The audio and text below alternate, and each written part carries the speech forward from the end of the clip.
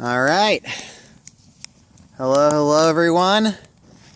It's me, Gabriel, and I'm here with volume 15 of this education series. So, tonight we're going to be talking more about finance. So I'm just going to quickly recap what we talked about last time. We talked about some of the issues in finance, some of the history of problems with our political system and our financial system, and yeah, there's plenty of them to go around. So, some of the more important ones happened in 1836 or 37, and in 1929, and in 1913, and 1857. And, there's a bunch more, like 1921, and 1999 is an important date as well, because that's the repeal of Glass-Steagall. But we're going to be talking a little bit more about some other stuff. Okay, so, it's good to know your history, but it's also good to be able to assess risk. So, all of that's good to know, but then how does it translate into making the right choices today?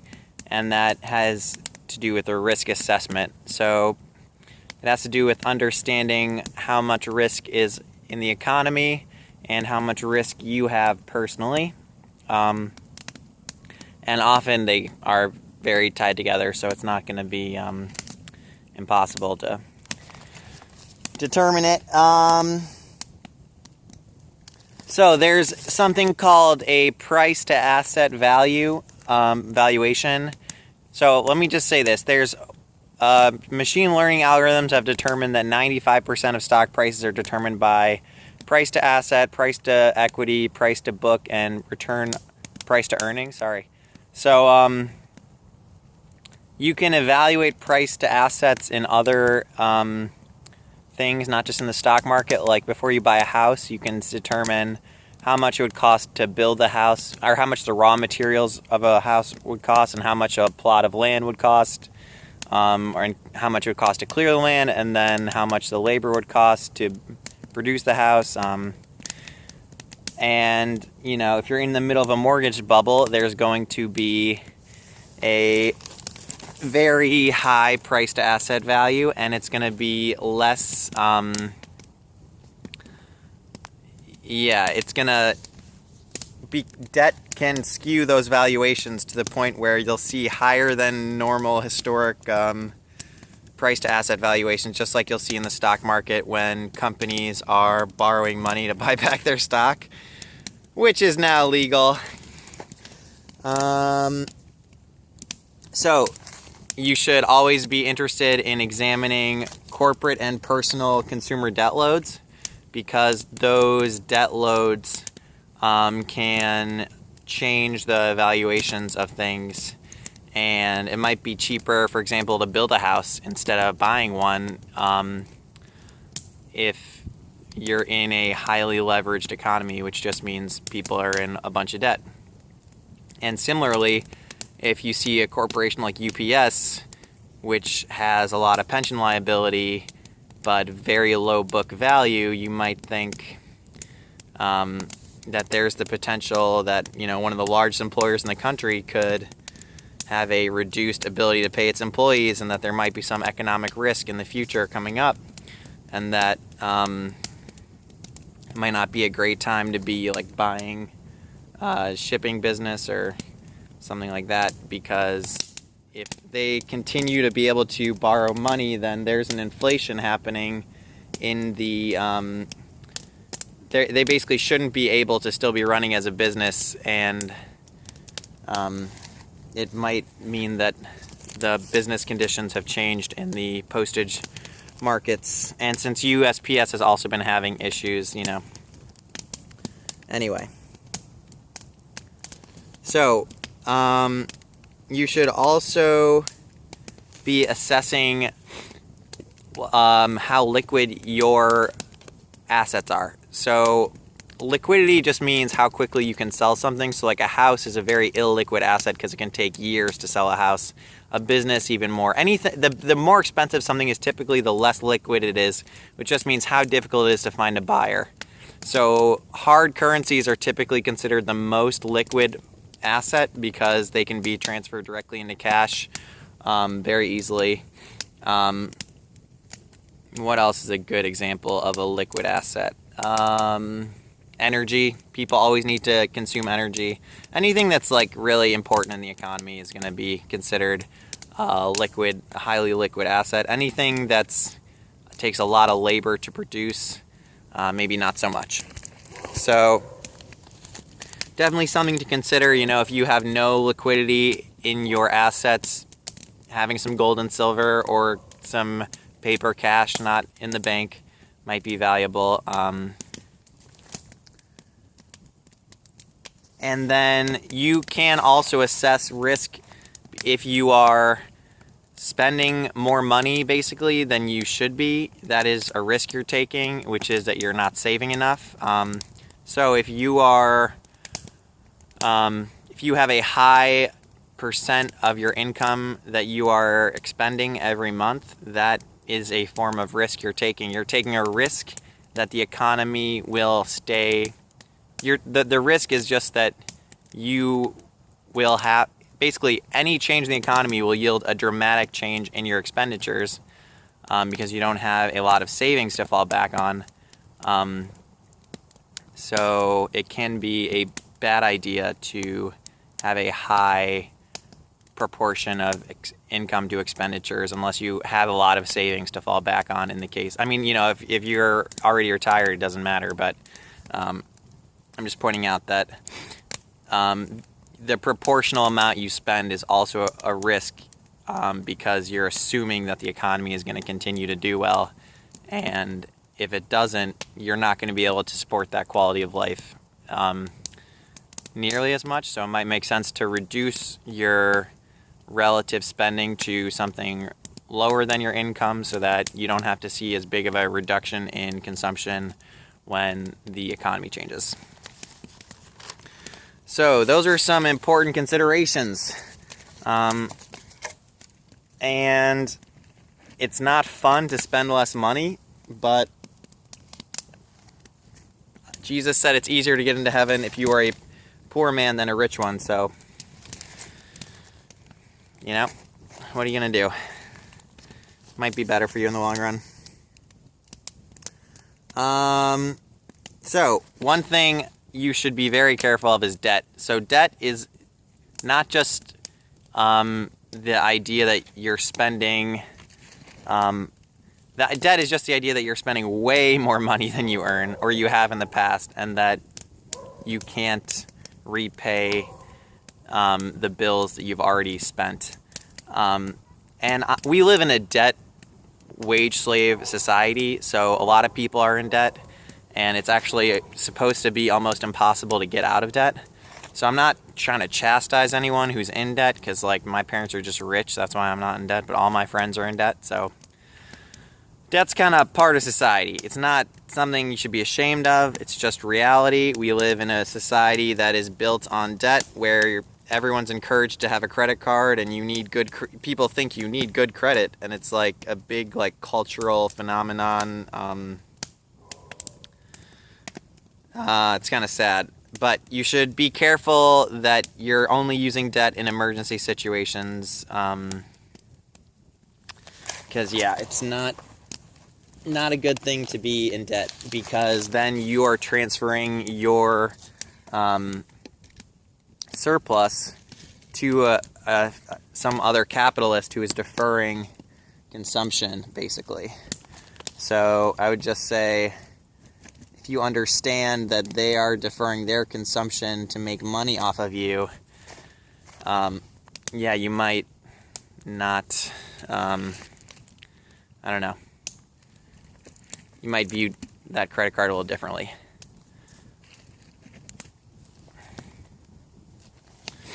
All right, so any kind of contract you sign that has a long-term liability, like a 2-year phone contract, that is also something you can be wary of, because that does increase your financial risk.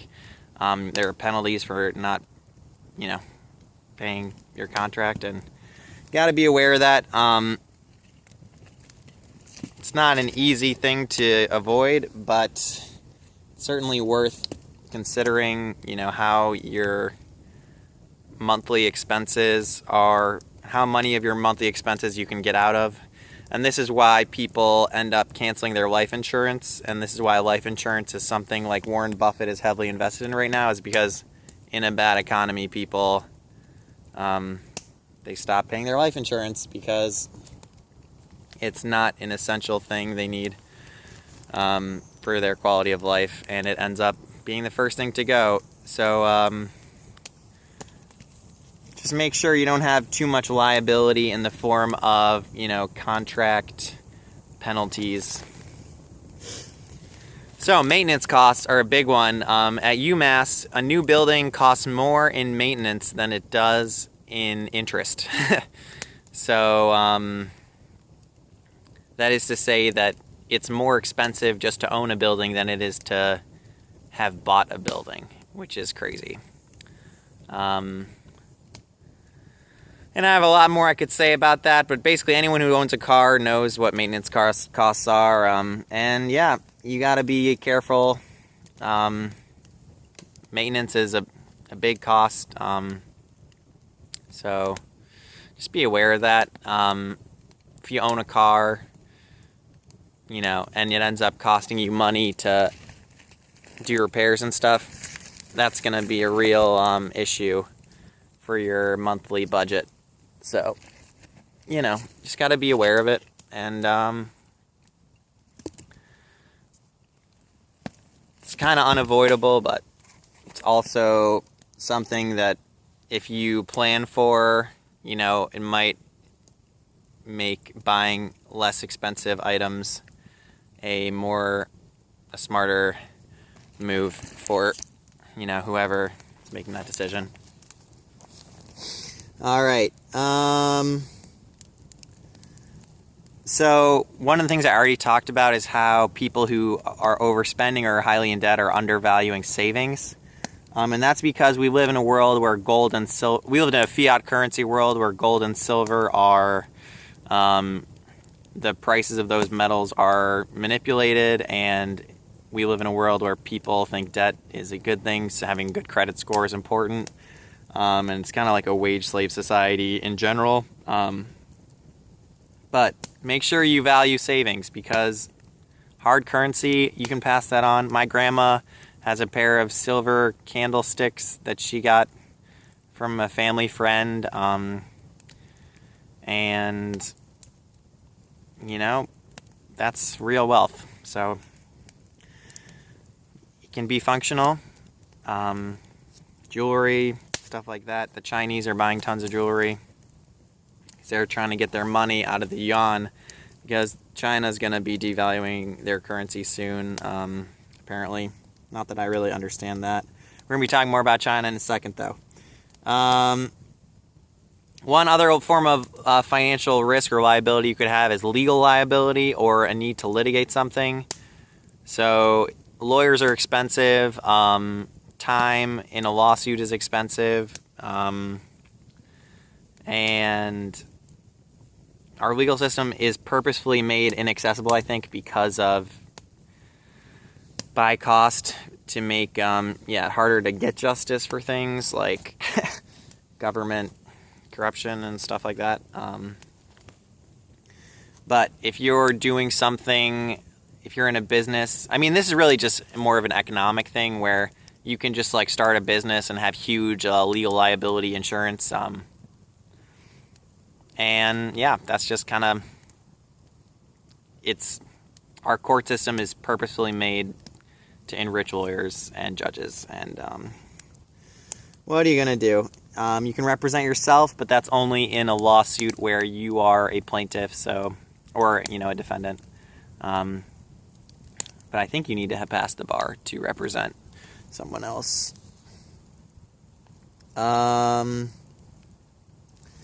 So if you are consuming like, if you have an addiction to new tech and you're constantly buying new tech, that's like a form of financial risk, because there's a kind of diminished quality of life that you're getting, and it might not actually be that much of an improvement in the technology. And it's also really bad for your karma, because a lot of this tech is like manufactured in China by like people who are like not given good working conditions. So yeah, accent mark there. And so if you can consume less tech, you know, I try to buy used stuff in general, but anyway, you get the point. So one thing you should also be careful of are banks. So we're going to talk about this a little bit at the end, but banks are all owned by the same people. So there's a huge network of ownership that's detailed in Eustace Mullins' Secrets of the Fed, that was also in parts of my last, in that paper I linked in my last video. And you just got to be careful, because fractional reserve lending means that a bank can be significantly less safe for your money than just like an underground bunker, or, you know, some other form of secure storage. Not that people have underground bunkers. I'm just saying, like, whatever way you can safely hide your stuff is a lot better. Even like safety deposit box at banks, they're not liable for if that money goes missing or whatever, if any of that stuff goes missing, and that happens. So, you know, just be aware that banks you gotta be careful, and they're all owned by the same people. So, because capital gains accrue to, you know, they accrue very quickly, and there's a monopoly on the credit system by our central bank. So then the central bank can pick which banks have access to credit, and they can do crazy things like take over the Lehman Brothers in 2008, which was nuts, and I don't even understand how that happened, but somehow the Lehman Brothers just got taken over, and like doesn't make any sense to me how that happened. But so in Cyprus there was a depression, and then the government did a bank bail-in where the government borrowed money from the banks, but they forced the banks to they borrowed money from the banks, but the banks couldn't return the money of the depositors.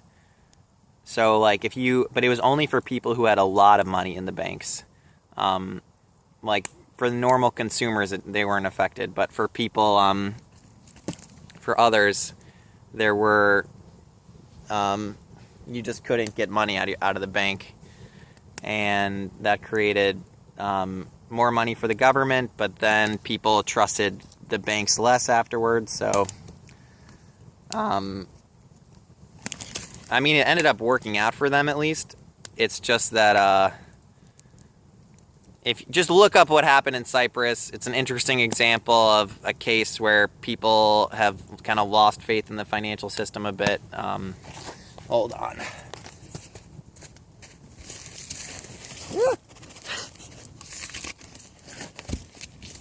Okay, this is going a little poorly. All right, that's a little better. So, Cyprus, interesting example. So one of the weird things you might want to consider in financial risk is the weather. So like, let's say you are investing in something and it requires consumption. Those consumers probably need good weather to go get it. And our weather is highly manipulated, as I discussed on Revelation 10:7. We have aerosol sprays. There's electrogravitic technologies that can produce big storms. And I'm not going to get too into this right now, but basically people are trading derivatives on the weather because it's a way for farmers to reduce their risk profile, but then that produces an incentives for these evil bankers to manipulate the weather even more. Yeah, and they do it. So you just have to be aware that it could be December and it could be 10 degrees outside because you're running a YouTube business and you have to produce videos with a fire or else it's not as interesting. And I appreciate the fire tonight. Shout out. So, just be aware. Our weathers are not natural. I rarely see snowflakes anymore. I remember them when I was younger, but we have blue skies more and more now, but the weather could be different. And there was one night, it was like, I was like out here by the fire, it was like snowing, and then as soon as the sun went down, the snow turned into just like ice. But the temperature hadn't changed that much. It like wasn't a temperature driven change. I feel like it was just like, yeah, I don't even understand, but it happened. And so, yeah, you just gotta like kind of, I don't even know what the adjustment is for that. Just be aware. We live in a very weird time where weather is, weather, but I guess my bigger point is just that, if you're trying to disrupt the, financial interests of the major, rooted financial powers, you can expect some weather interference, or in some form of environmental issue. Probably not a guarantee. It's just that does exist, and I don't know. It's worth noting, if you had said it to Nathaniel Bacon, it might have saved him some trouble. I don't know.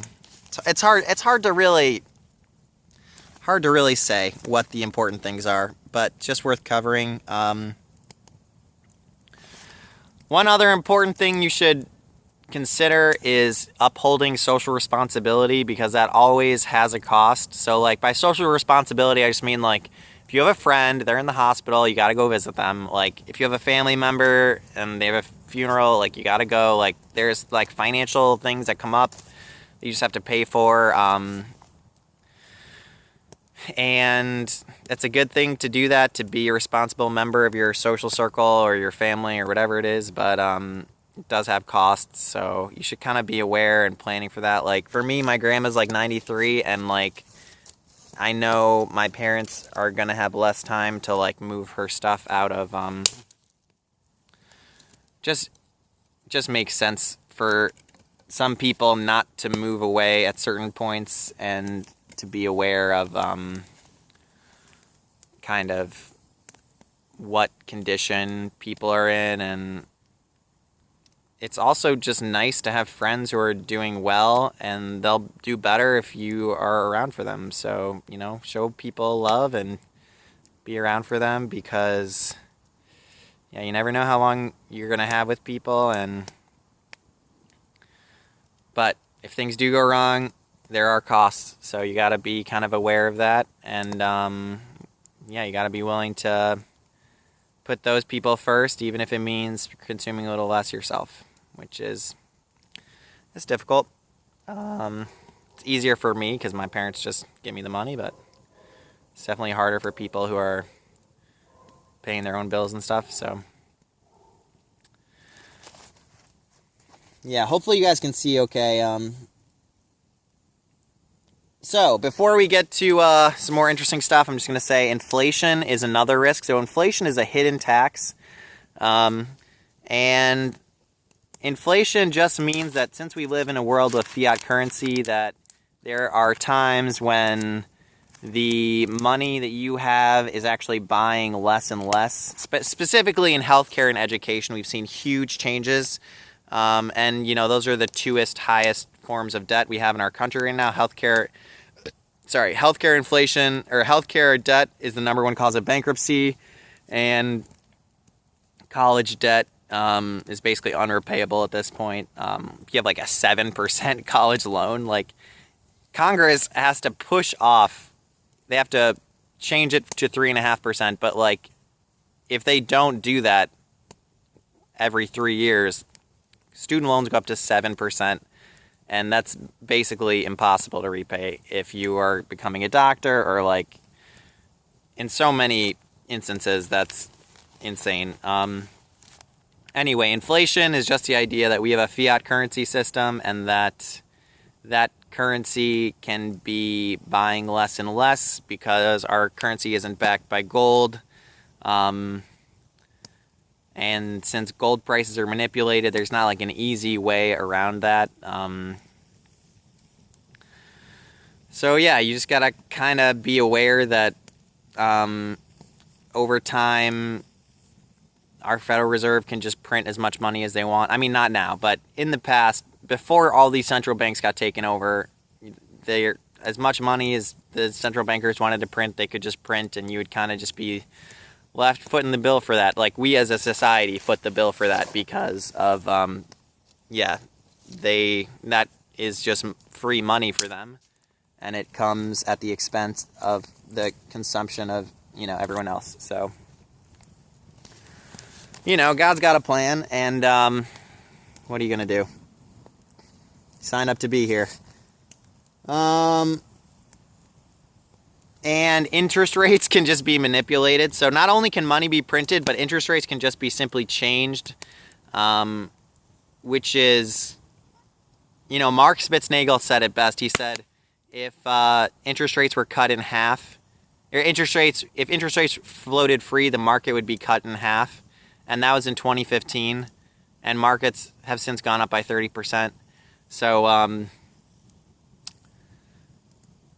and he said, it's kind of crazy that the economy would completely collapse if we let interest rates float, which means stop manipulating them. But that's the truth. We have manipulated interest rates for so long now that it's not possible for us to go back to a economy without manipulated interest rates unless we have a huge influx of cash, which is actually going to happen. So now I'm just going to talk about some other stuff, like what people are saying Donald Trump is going to do, which is that he's going to abolish the IRS, abolish the Federal Reserve.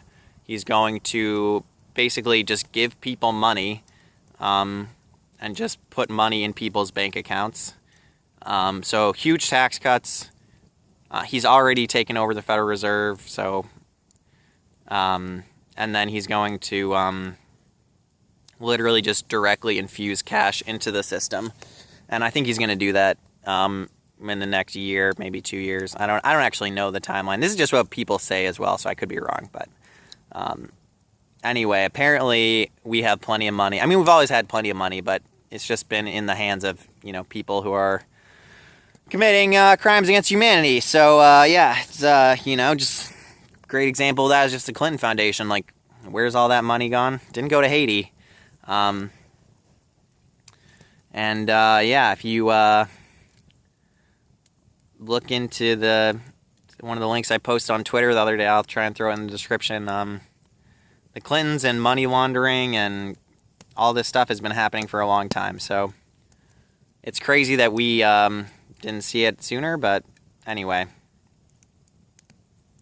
All right, so Trump's gonna do some good things to people. He's going to, he's already done great things with wages. Wages are increasing pretty well, I think. Low wage growth has outpaced high wage growth and medium wage growth for the first time since like the dot-com bubble, which is good to see. And yeah, I think Donald Trump just has enough ties in the corporate sector that he basically, and he has enough leverage on these criminals who run the corporate sector. So I think I don't have the whole game plan, obviously, but it's like, basically, he's going to win the next election, and then our economy is going to, take off like a rocket. It's going to be a little harder for economies that have a higher dependence on energy, like Saudi Arabia and stuff like that. I don't know what's going to actually happen. And there's all this pension liability and corporate debt that he has to deal with. There's a whole crap ton of stuff and derivatives. Deutsche Bank has 50 trillion in derivatives exposure. And it's what do you... But they just basically, they just gave away that money, basically. There's no way you could sell that many derivatives even without Yeah, I'm pretty sure they just fraudulently priced a bunch of derivatives and then transferred. Yeah, that's a little more complicated to explain. I don't even know how they did that, mostly. I just know that you have to do price fraud in order to do that, most likely. Unless they're idiots, and I don't think they are, because... anyway. Finance is like, right now, or I should say the last 20 years of finance, like the way Donald Trump did not lose all his money in the last 20 years, or the last, like, since 1987, basically, is impressive. But then again, he's the Trump of God. But so yeah, it's not like he was going to lose his money. It's just like interesting that he didn't. And he's friends with Xi Jinping. Okay, so I do trust Xi Jinping, and one of the reasons I trust Xi Jinping is that in 2000, well, the Chinese had been manipulating their currency, devaluing it, until Trump got elected, and then they stopped doing that. While Obama was president, they did these flash crashes where they would change the currency manipulation by a huge amount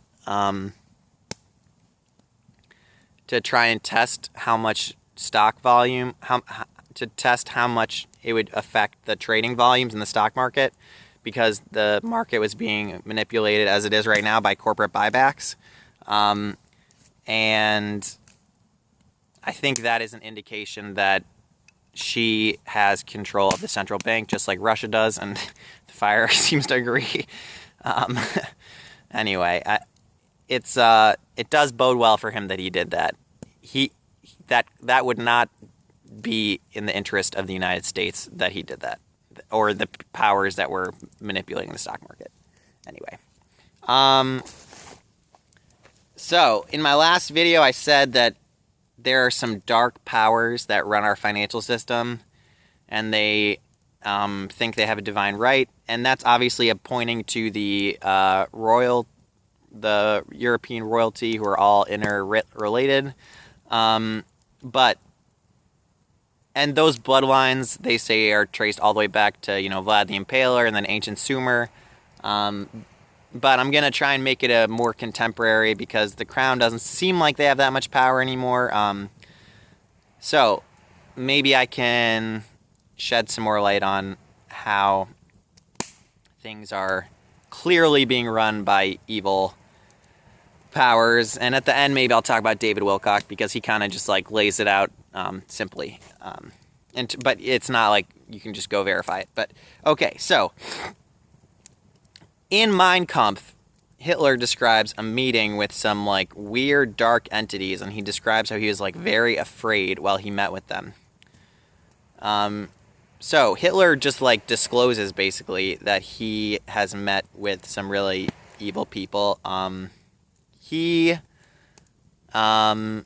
did his banking at the Schroder Bank, and the Schroder Bank in the United States merged with the Rockefeller National City Bank. So that directly ties the like richest people in the United States, the Rockefellers, to the Nazis. The Rockefellers funded the Nazis. That's like basically what I'm saying. And the Schroder Bank's a very interesting bank. If you look more into them, you'll see more stuff. More stuff like that. But basically, there's a reason why these people are obsessed with bloodlines, and it's because of the divine right. It's because they do view themselves as like above humans, because of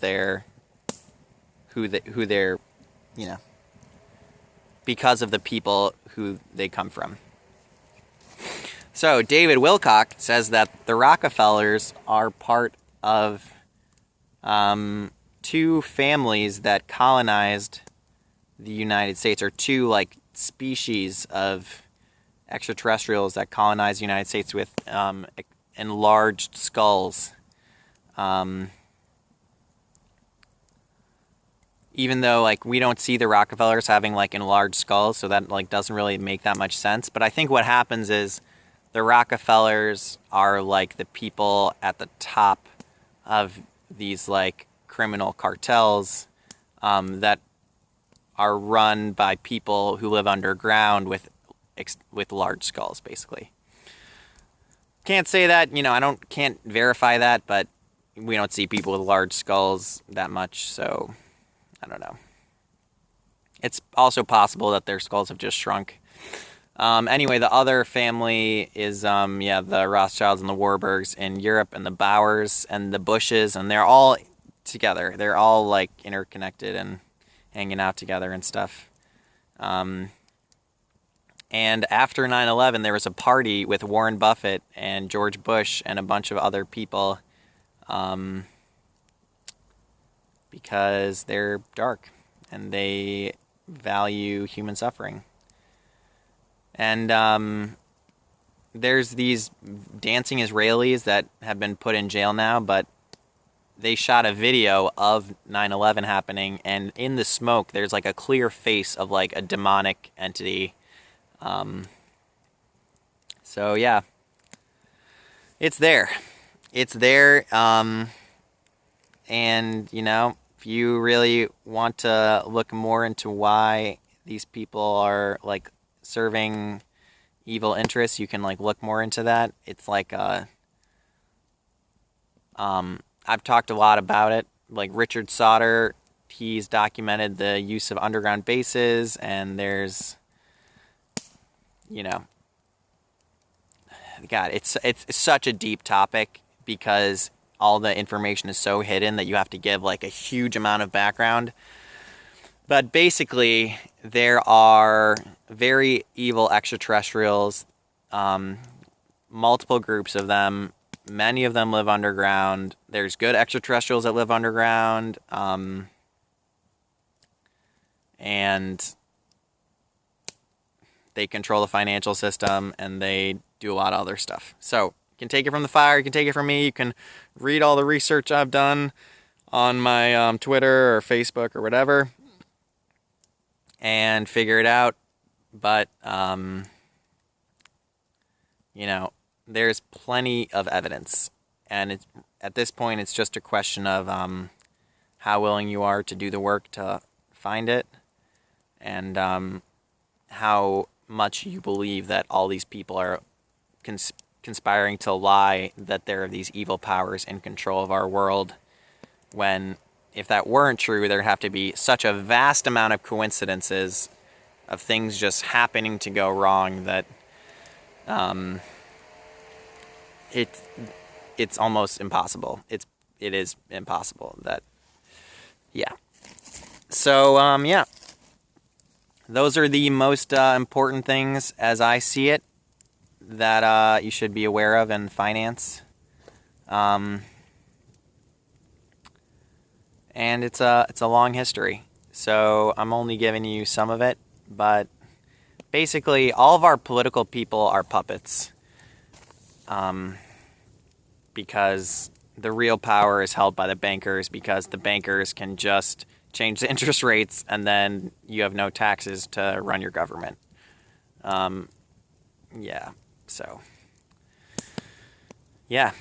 Spitznagel, he said it, and Gary Wayne said it, and it's a hard truth, but we're also coming out of it. Getting away from it, finally, after all of this trauma we've all endured.